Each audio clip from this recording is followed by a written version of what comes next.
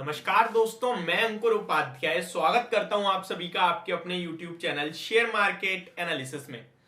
सबसे बड़ा आज का टॉपिक अदानी ग्रुप। ये जो अदानी ग्रुप के स्टॉक्स में आज गिरावट हुई है, ये क्यों हुई है, किसकी वजह से हुई है, कितनी हुई है, किसमें कितना नुकसान हुआ है, ये सब चीज मैं आपको ऑलरेडी शेयर कर चुका हूं। लेकिन जो मेरे पास कमेंट्स हैं उनको देखते हुए ऐसा लग रहा है कि लोगों के प्रति अदानी ग्रुप के जो स्टॉक्स फॉल हुए हैं, इसमें कहीं ना कहीं बाइंग अपॉर्चुनिटीज भी दिख रही हैं कुछ लोगों को। वहीं कुछ लोग ऐसा भी कहने लगे हैं कि अदानी इज अ फ्रॉड, यहां पे निवेश करना ही नहीं चाहिए। सच्चाई क्या है, इसी के बारे में बात करेंगे।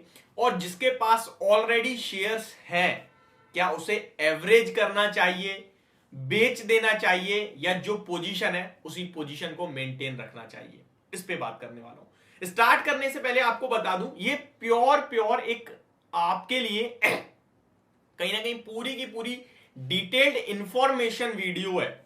यानी कि जो भी हो रहा है वो आपको बहुत सिंपल और आसान भाषा में मैं समझाने वाला हूं और आपको समझ आएगी। सबसे अच्छी बात यह है, सैटरडे है आपके पास, संडे है, इजीली आप अपने दिमाग को आराम देकर सोच पाएंगे कि मुझे करना क्या है।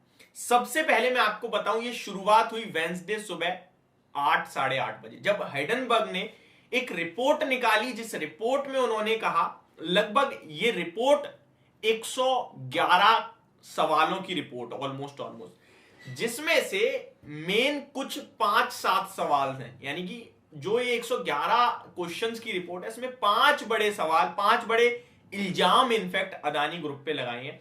उसके बाद अदानी ग्रुप ने कुछ नहीं करा। लेकिन आज जब फर्दर सेल ऑफ देखने को मिला तो अदानी ग्रुप की तरफ से भी प्रक्रिया हुई, यानी कि उनकी तरफ से भी कमेंट्स आए अपने सपोर्ट में, अपने पक्ष में, और हाइडेनबर्ग की रिपोर्ट के विपरीत, अपोजिट।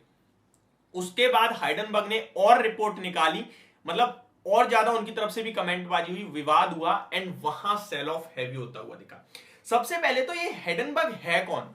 ये एक ऐसी एजेंसी कह सकते हैं या फिर ऐसी ब्रोकरेज फर्म जहां से शॉर्ट सेलिंग की राय निकलती है, और इनका ट्रैक रिकॉर्ड इतना ज्यादा स्ट्रॉन्ग है, ये जिस भी कंपनी पे अपनी राय निकालते हैं, डेफिनेटली वो स्टॉक अगले 2 से 3 दिन में 10 से मिनिमम 15% क्रैश होता ही होता है। ये इनकी काबिलियत है। अब हमारे सामने भी पेशकश आ चुकी है पूरी तरीके से। अब यहां पे हाइडेनबर्ग की तरफ से जो वो सवालों की लिस्ट थी, उसमें 5 सबसे बड़े इल्जाम जो थे वो मैं आपके साथ शेयर करता हूं। इनफैक्ट नंबर वाइज तो नहीं, लेकिन जो बड़े बड़े वो मैं आपके साथ शेयर करता हूं। पहला और सबसे बड़ा इल्जाम इनका यह था कि अदानी ग्रुप अपने ही फंड को विदेश भेजता, यानी फॉरेन कंट्रीज में, एंड फिर वहां से अलग अलग तरीके से अपने ही स्टॉक्स में निवेश करता और स्टॉक के प्राइस को ऊपर लेके जाता। और यह सबसे बड़ा इल्जाम है, यानी कि मैनिपुलेशन कहते हैं, ऐसे ऑपरेटिंग कहते हैं, ऑपरेटर गेम, आपने जो वर्ड सुना है ना, वो है ये। एंड अगर आपको याद हो तो मैं भी अपनी वीडियो में कहता था कि इसमें ऑपरेटर तो मुझे नहीं पता, लेकिन कोई ग्रुप तो है जो एक्टिव होता है वॉल्यूम्स के साथ, तो स्टॉक या तो ऊपर जाते हैं, वॉल्यूम्स के साथ एक्टिव होता है तो नीचे जाते हैं। बट जब तक इन स्टॉक्स में वॉल्यूम ना हो, कोई काम नहीं करना चाहिए। तो वो जो ऑपरेटिंग वाला वर्ड इन्होंने यूज करा है ना, आई थिंक कहीं ना कहीं तक ये फैक्ट हो सकता है। उसके बाद इन्होंने कहा, ये जो अपने ही स्टॉक्स को खरीद के मैनिपुलेशन कर रहे हैं, उसके बाद ये वैल्यूएशन बिल्कुल रीजनेबल नहीं है। जिस वैल्यूएशन पे अदानी ग्रुप ट्रेड कर रहा है, यहां से 85% तक क्रैश हो सकते हैं इनके स्टॉक। उसके बाद एक और इनका जो सबसे इंपॉर्टेंट क्वेश्चन है वो ये डेट को लेकर इन्होंने चिंता जताई कि डेट कंसर्न 2022 FY22 जिसे कह सकते हैं आप, वहां पे इनका डेट अराउंड 40% से बढ़ता हुआ दिखा। 2,20,000 करोड़ पे एक फिगर दिया इन्होंने। वहीं आज इनकी गौतम अदानी की तरफ से कहीं ना कहीं कुछ कमेंट्स आए अदानी ग्रुप की तरफ से, जहां पे उन्होंने क्लियरली कहा कि ये जो डेट है इसको लेकर हमारे ऊपर कभी कंसर्न जताई नहीं, कभी किसी बड़े इन्वेस्टर ने, इंस्टीट्यूशनल या फिर HNI, तो हम इससे रिलेट नहीं करते हैं। सेकेंड थिंग, जो ये मैनिपुलेशन की बात है, ये कहीं से कहीं तक सच नहीं है, और अदानी ग्रुप हमेशा रूल्स को फॉलो करता है। ये सब देखने सुनने के बाद अब सेबी उतर आई है इस मामले में।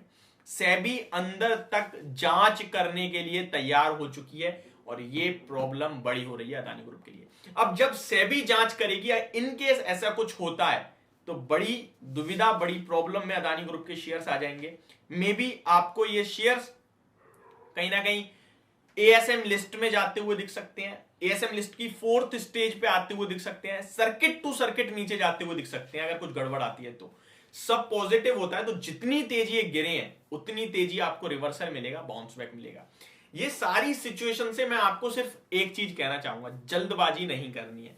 फ्रेश बाइंग, फ्रेश सेलिंग दोनों नहीं करना है। एक विवाद चल रहा है आपके सामने इस समय, सीबीआई पे बात पहुंची है, सेबी पे बात पहुंची है, जांच होगी पूरी, और जांच में कुछ गलत आता है, जैसे जैसे एक एक करके न्यूज आएंगी, जैसे जैसे कुछ गलत आता है स्टॉक का प्राइस नीचे जाएगा, कुछ अच्छा आएगा स्टॉक का प्राइस ऊपर होगा। जब तक आपके पास पूरी डिटेल्ड में फाइनल रिपोर्ट ना आ जाए तब तक कोई भी स्टेप लेने की मैं आपसे नहीं कहूंगा। एज अ पर्सनल कहीं ना कहीं मेरा जो ओपिनियन होगा वो ये होगा, अगर पर्सनली मुझे लेने होंगे तो जब तक मुझे स्क्रीन पे कुछ पॉजिटिव नहीं दिखेगा मैं नहीं करूंगा। मुझे स्टॉक के प्राइस से मतलब नहीं है कि कल 5% ऊपर हो गया स्टॉक, मुझे खबर से मतलब है कि क्या उस मामले से कुछ फ्रेश व्यूज आ रहे हैं। अगर व्यूज अच्छे हैं तो लेंगे, अदरवाइज नहीं लेंगे। तो ये मेरी तरफ से क्लियर कट आपके लिए वीडियो है। होप आपका भी डिसीजन इसमें आसान बनेगा, जैसा मैं सोच रहा हूं वैसा आपको समझ में आया होगा। उसके बाद डिसीजन पूरा पूरा आप पे डिपेंड करता है। तो ये मेरी वीडियो होप आपको समझ आई होगी, पसंद भी आई होगी। Thank you so much for watching this video and have a great day guys.